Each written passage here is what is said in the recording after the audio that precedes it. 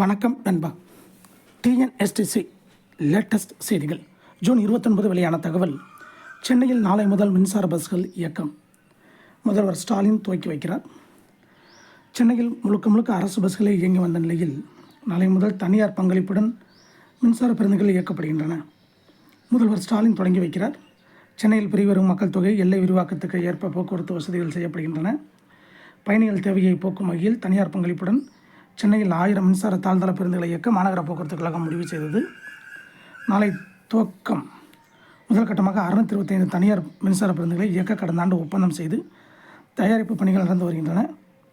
மேலும் 225 ஏசி பேருந்துகளும் 400 ஏசி இல்லாத பேருந்துகளும் இடம்பெற உள்ளன. இதேபோல் சென்னை வியாசர்வாடி, பெரும்பாக்கம், தண்டையார்பேட்டை, பல்லவன் இல்லம், பூந்தமல்லி, பணிமனைகளில் 100,69,00,000 ரூபாயில் மின்சார பேருந்துகளை இயக்குவதற்கான சார்ஜிங் கட்டமைப்புகள் மேற்கொள்ளப்பட்டுள்ளன. தற்போது 120 மின்சார பேருந்துகள் தயாராக உள்ளன.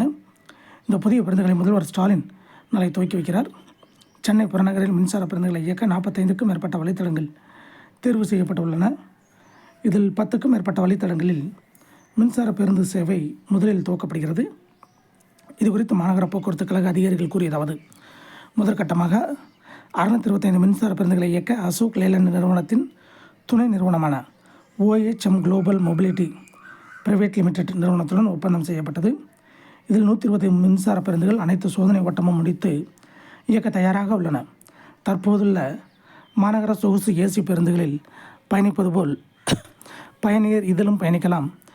எந்தவித கூடுதல் கட்டணமும் வசூலிக்கப்படாது. ஒப்பந்ததாரருக்கு கிலோமீட்டர் ஒன்றுக்கு ஏசி வசதி இல்லாத மின்சார பேருந்துகளுக்கு 77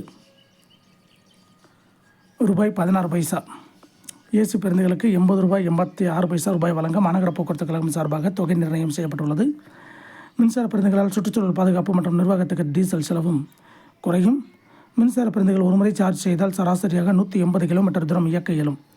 ஏற்கனவே உள்ள வழித்தடங்களில் பெரும்பாலான மின்சார பேருந்துகள் இயக்கப்படும். பின்னர் தேவையை பொறுத்து புதிய வழித்தடங்களில் மின்சார பேருந்துகளை இயக்க ஆய்வு செய்யப்படும். இவ்வாறு அவர்கள் கூறினர். இதை போன்ற போக்குவரத்து துறை அப்டேட்டுகளை உடனுக்குடன் தெரிந்து கொள்ள நம்ம சேனல் சப்ஸ்கிரைப் பண்ணுங்கள், ஷேர் பண்ணுங்கள், லைக் பண்ணுங்கள். நன்றி, வணக்கம்.